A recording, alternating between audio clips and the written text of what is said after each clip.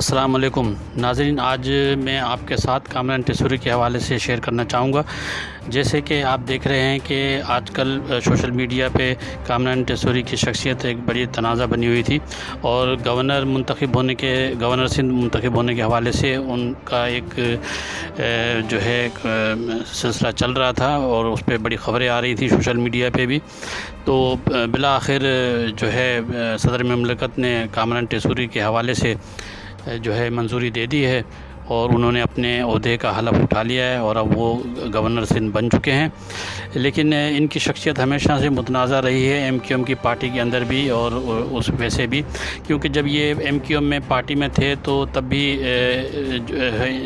Party کے کچھ رہنماؤں کو، کارکنوں کو، ممبران کو ان کے جو ہے پارٹی میں شمولیت پہ اختلاف تھا، اور ابھی بھی جب ان کا نام گورنر سندھ کے لیے نامزد کیا گیا ہے ان کو، تو ابھی بھی بہت سی پارٹی کے ارکان جو ہیں انہوں نے اس میں شرکت نہیں کری ہے، اور انہوں نے اس پہ اپنے تحفظات کا اظہار کیا ہے۔ لیکن اس کے باوجود party M Q M party نے نہ جانے اچانک سے کیا ان کو خیال آ گیا کہ انہوں نے ان کی رکنیت بھی بحال کر دی، اور انہیں دوبارہ ڈپٹی کنوینر کے عہدے پہ بحال کر دیا، اور اس کے بعد ان کو دوبارہ جو ان کا نام بھی گورنر سندھ کے لیے ان کو بھیج دیا گیا ہے۔ تو اب اسی پہ جو ہے پارٹی کے ارکان جو ہیں وہ بھی اپنے تحفظات رکھتے ہیں۔ تو اس حوالے سے جو ہے ایک رپورٹ بھی ہے، تو آئیے دیکھتے ہیں کہ رپورٹ میں کیا بتا رہے ہیں۔ پیشے سے سنار اور شوق سیاست کا، یہ ہے کامران ٹیسوری۔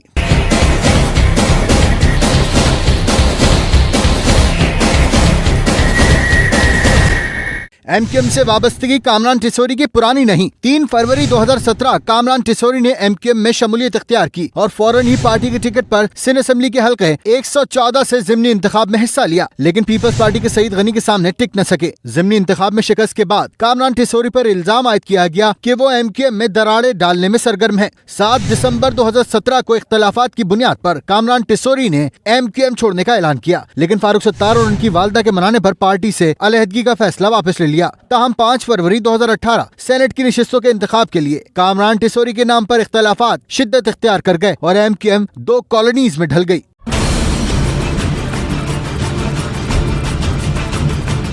کامران ٹیسوری پہلی بار کسی جماعت میں اختلافات کا باعث نہیں بنے، بلکہ اس سے قبل 2013 میں کامران ٹیسوری مسلم لیگ فنکشنل کا حصہ تھے، جہاں ان کے آتے ہی پھوٹ پڑنا شروع ہو گئی۔ اس وقت فنکشنل لیگ کے جنرل سیکرٹری امتیاز شیخ سے ان کی خوب ٹسل رہی۔ نتیجہ یہ نکلا کہ امتیاز شیخ کو فنکشنل لیگ چھوڑ کر پیپلز پارٹی میں جانا پڑ گیا۔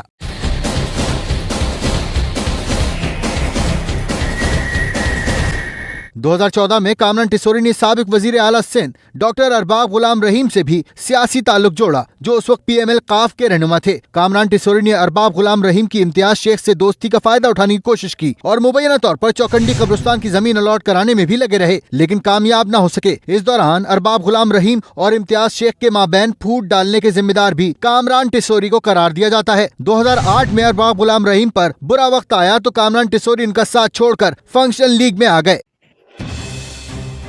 ناظرین، جیسے کہ آپ نے یہ رپورٹ دیکھی، اس رپورٹ میں آپ نے دیکھا کہ کس طرح سے جو ہے ان کا بیک گراؤنڈ کی تھوڑی سی اس میں تفصیل بتائی گئی تھی، کس طرح سے فنکشنل لیگ میں شامل ہوئے، پھر اس کو چھوڑا، پھر اس کے بعد ایم کیو ایم کو جوائن کیا، اور اس کے بعد پھر جو ہے یہ کس طرح سے جو ہے ان کو معطل کیا گیا، اور بالآخر یہ اب جو ہے گورنر سندھ جو ہے منتخب ہو گئے ہیں، اور دوبارہ اپنی رکنیت بھی انہوں نے حاصل کر لی ہے۔ لیکن ان کے اس پہ کچھ لوگوں نے کمنٹس بھی کیا ہے کہ کامران ٹیسوری نے M Q M Bahadurabad join کی، 1 ہفتے میں ڈپٹی کنوینر بن گئے، اور 1.5 مہینے میں یہ گورنر بن گئے۔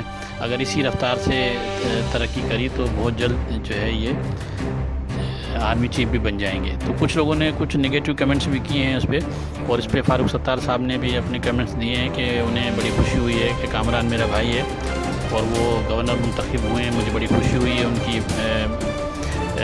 نیوز سن کر۔ انہوں نے اپنا ٹویٹ کیا ہے ٹویٹر پہ، تو اس حوالے سے انہوں نے کہا ہے، ان سے پوچھا گیا ایک نجی چینل میں کہ آپ کو جو ہے ایک دم سے گورنرشپ کے لیے نامزد کر دیا گیا، اور آپ کو کون لے کر آیا ہے؟ اور اس سلسلے میں آپ کیا کہیں گے؟ کون لے کر آیا ہے؟ آپ کو لایا گیا ہے یا آپ کیا ہے اس حوالے سے کیا کہیں گے؟ اور دوسرا، نسرین جلیل کی جگہ پہ آپ کو نامزد کیا انہوں نے، تو اس کے حوالے سے انہوں نے بتایا کہ مجھے جو ہے بالکل لایا گیا ہے. یہ آپ بالکل صحیح کہہ رہے ہیں، مجھے لایا گیا ہے اور مجھے میری پارٹی لے کر آئی ہے، جو MQM ہے وہ مجھے لے کر آئی ہے. اور نسرین جلیل کا جہاں تک تعلق ہے تو نسرین جلیل صاحبہ کی طبیعت کچھ ناساز تھی، جس کی وجہ سے جب وہ ان کا وڈرا ہوا تو پھر اس کے بعد انہوں نے رابطہ کمیٹی نے، ہماری MQM پارٹی کی رابطہ کمیٹی نے 2 نام دیے تھے، اس میں عبدالوسیم کا اور کامران ٹیسوری کا. تو اس میں سے صدر مملکت نے ان 2 ناموں میں سے میرا نام جو ہے وہ منظور کیا اور اس طرح سے جو ہے میرا گورنرشپ کے لیے جو ہے تقرری ہوئی ہے. تو لیکن انہی کے اس پہلے یہی جب بات ڈاکٹر فاروق ستار کہتے تھے اور ان کی سپورٹ کرتے تھے تو اس وقت ان کی بڑی مخالفت کی گئی تھی اور اس کی پاداش میں ان کو کامران ٹیسوری کو اور ڈاکٹر فاروق ستار کو دونوں کو رابطہ کمیٹی MQM رابطہ کمیٹی نے دونوں کو معطل کر دیا تھا اسی وجہ سے. بہرحال اس کا ایک اسکینڈل اور بھی ہے جو تجوری ہائٹس کے نام سے جو انہوں نے 2 سال پہلے لانچ کیا تھا گلشن 13D میں، تو اس کے اوپر بھی ان کے اوپر تھوڑے سے ایلیگیشنس ہیں. لیکن اس کے حوالے سے کامران ٹیسوری صاحب نے کہا کہ میرا اس پروجیکٹ سے کوئی تعلق نہیں ہے تجوری ہائٹ سے، یہ زمین میرے سسر کے نام پہ ہے اور میرا اس سے کوئی تعلق نہیں ہے. بہرحال وہ ایک کورٹ کے آرڈر کے تحت ان کا وہ پروجیکٹ جو ہے وہ ڈیمولش کر دیا گیا تھا اور ابھی تک جو ہے اس پہ کوئی پیش رفت نہیں ہوئی ہے. ابھی وہ پروجیکٹ وہ بند ہے اور اس پروجیکٹ کے حوالے سے ہم نے بھی اس کی کافی کوریج کی تھی اور وہاں پہ سائٹ کو وزٹ بھی کیا تھا اور اس کو کوریج بھی کی تھی. جب یہ ان کا پروجیکٹ تقریباً بن گیا تھا، اس کی تقریباً پلنتھ بھی ہو گئی تھی، چھتیں بھی ڈل گئی تھیں اور تقریباً 40% کام جو ہے وہ تقریباً کمپلیٹ ہو گیا تھا. لیکن کورٹ کے آرڈر کے بعد سے پھر اس کو ڈیمولش کر دیا گیا. لہذا ہمارے چینل BHL چینل نے بھی اس کو کوریج کیا اور اس میں ایک رپورٹ بنائی تھی ان کے اس تجوری ہائٹ کے حوالے سے کہ اس کو کیوں مسمار کیا گیا، کیوں ڈیمولش کیا گیا، اس کے پیچھے کیا مسئلہ تھا. تو بہرحال یہ ایک لمبی کہانی ہے کہ وہ کہتے تھے زمین کسی اور کے نام پہ ہے اور یہ ریلوے کی زمین ہے، KCR کی زمین ہے، تو اس وجہ سے اس کو انہوں نے کورٹ نے آرڈر دیا کہ اس کو پروجیکٹ کو ڈیمولش کیا جائے اور جتنے بھی الاٹیز ہیں ان کو کیا جائے. تو بہرحال یہ میری انفارمیشن تھی. پھر انشاءاللہ آپ سے دوسری ویڈیو میں پھر ملاقات کرتے ہیں. اللہ حافظ. دیکھیں، نسرین باجی کا نام ہماری پوری پارٹی کی طرف سے دیا گیا تھا اور بہت اچھا نام تھا اور پوری پارٹی چاہتی بھی تھی کہ نسرین باجی کو ہی گورنر سندھ نامزد کیا جا سکے. لیکن آپ سمجھتے ہیں کہ ہم کولیشن میں ہیں اور کولیشن گورنمنٹ میں رہتے ہوئے ہم اپنی آواز ایک حد تک ہی لا سکتے ہیں، دے سکتے ہیں. اور آپ یہ سمجھ لیجئے کہ ہم نے اس نام کے لیے 4 مہینے انتظار بھی کیا.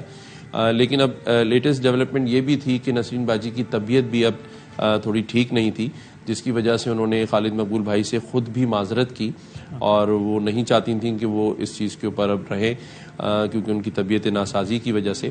تو جب ان کا نام وڈرا ہوا تو پھر اس پر یہ پیش رفت ہوئی کہ باقی 2 ناموں کو دیا جا سکے. خالد مقبول صدیقی بھائی نے فاروق بھائی سے بہت کہا کہ آپ تالے پہ الیکشن نہ لڑیں بلکہ ہم مل کر MQM پاکستان کو اور پتنگ کے نشان کو ووٹ کرواتے ہیں. لیکن فاروق بھائی کی بھی کچھ باتیں ایسی تھیں جو میں سمجھتا ہوں کہ وہ بیٹھ کر کرنے والی تھیں.